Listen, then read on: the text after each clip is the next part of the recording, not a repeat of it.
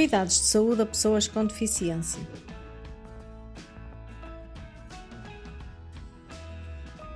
A assistência médica fornece serviços a toda a população, incluindo grupos vulneráveis, tais como população negra, comunidade LGBTQIAPN+, pessoas sem abrigo, população cigana e idosa. O grupo aqui em destaque são as pessoas com deficiência. Já considerou que irá fornecer cuidados de enfermagem a todas as pessoas, com e sem vulnerabilidades, e também a pessoas com deficiência? Neste infográfico, vamos compreender um pouco sobre as pessoas com deficiência e sobre os cuidados que lhes são prestados. Para a consulta de enfermagem à pessoa com deficiência, necessitamos de algumas informações. Você conhece os tipos de deficiência? As deficiências são classificadas em deficiência física ou motora, que se define como alteração completa ou parcial de uma ou mais partes do corpo humano. Deficiência auditiva, que se caracteriza pela perda parcial ou total de 41 decibéis ou mais, medida através de audiograma. Deficiência visual, que pode ser subdividida em cegueira e baixa visão. A cegueira representa a perda completa da visão, sem a percepção visual da luz e da forma. A baixa visão ou visão subnormal é a condição na qual a visão da pessoa não pode ser totalmente corrigida com o uso de óculos. Deficiência intelectual, que é definida por um funcionamento significativamente inferior à média, com manifestação antes dos 18 anos e limitações associadas a duas ou mais áreas de habilidades adaptativas. Transtorno do espectro autista, que se caracteriza por deficiência persistente e clinicamente significativa na comunicação e interação social. Existe deficiência marcada na comunicação verbal e não verbal, utilizada para a interação social. Ausência de reciprocidade social e limitação no desenvolvimento e manutenção de relações apropriadas ao seu nível. Pessoas com osteopenias são consideradas pessoas com deficiência.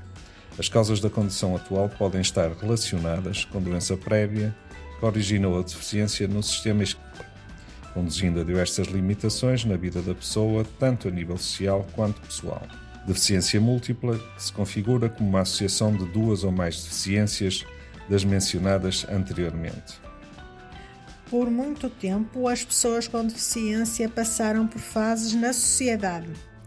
Na fase de exclusão, as pessoas com deficiência eram excluídas da sociedade, ou seja, não podiam usufruir do que era comum a todos.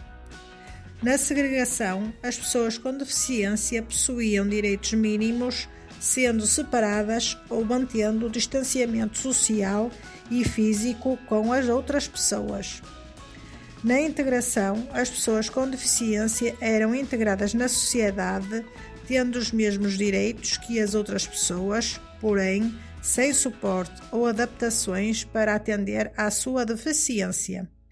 Na inclusão, as pessoas com deficiência são reconhecidas e valorizadas, sendo adotadas medidas para eliminar as barreiras que impeçam ou limitem a sua plena e efetiva participação na sociedade em condições de igualdade com as demais. Em Portugal está previsto o Estatuto e a inclusão da pessoa com deficiência. Outra informação importante é o conceito de desenho universal, que é a forma de conceber produtos, meios de comunicação, serviços e ambientes para serem utilizados de forma segura e autónoma pelo maior tempo possível, sem a necessidade de adaptação ou readaptação, beneficiando pessoas de todas as idades e capacidades sem distinção. No país, existem normas que estabelecem critérios e parâmetros técnicos a serem observados quanto a projeto, construção, instalações e adaptação do meio e de edifícios às condições de acessibilidade na procura do desenho universal. Esta norma visa a utilização de maneira autónoma, independente e segura do ambiente, dos edifícios, do mobiliário, dos equipamentos e dos elementos ao maior número possível de pessoas, independentemente da idade, estatura ou limitação de mobilidade ou percepção. A acessibilidade define-se como a possibilidade e condição de aceder com autonomia e segurança a espaços, equipamentos e transportes. A acessibilidade não se limita apenas aos espaços físicos ou estruturas, mas também a acessibilidade à estrutura arquitetónica ou física, que significa a ausência de barreiras ambientais físicas na habitação, edifícios, espaços, equipamentos urbanos e meios de transporte individual ou coletivo. Acessibilidade metodológica, que se refere à inexistência de obstáculos nos métodos e técnicas utilizados no contexto escolar, profissional, comunitário e familiar, abrangendo as áreas sociais, culturais e artísticas, bem como na educação dos filhos. Acessibilidade comunicacional, que se refere à ausência de obstáculos na comunicação interpessoal, na escrita e no ambiente virtual. A linguagem gestural, ou seja, de sinais, textos em braille ou com letras ampliadas, assim como outras tecnologias, exemplificam esta categoria. Acessibilidade atitudinal, que é caracterizada pela ausência de preconceitos, estigmas, estereótipos e discriminações em relação à pessoa com deficiência. A discriminação ou preconceito em relação a pessoas com algum tipo de deficiência é denominado de capacitismo. Acessibilidade instrumental, que consiste na ausência de barreiras em instrumentos de trabalho ou de vida diária, como utensílios e ferramentas de estudo, trabalho, lazer e recreação. A ajuda técnica no Brasil, denominada de tecnologia assistiva, refere-se a equipamentos, dispositivos, recursos, metodologias, estratégias práticas e serviços que visam promover a autonomia no autocuidado para as atividades da vida diária das pessoas com deficiência e das pessoas idosas. Podem ser categorizadas em materiais para auxílio de atividades rotineiras da vida diária, como talheres modificados. Também podem incluir a comunicação aumentada e alternativa, destinada a pessoas com alteração da fala ou escrita funcional. Incluem ainda materiais para auxílio de cegos e pessoas com baixa visão, como equipamentos ajustados à independência das pessoas. Também são disponibilizados recursos de acessibilidade para computadores, como sintetizadores de voz e teclados modificados, que auxiliam as pessoas com deficiência. Existem sistemas de controle ambiental que podem ser operados remotamente para pessoas com limitações motoras, podendo ser controlados por voz ou por controlos remotos acessíveis. As ortóteses são dispositivos colocados junto ao membro para adaptação e funcionalidade, podendo ser temporários. As próteses são dispositivos artificiais que substituem partes do corpo ausentes, habitualmente de caráter permanente.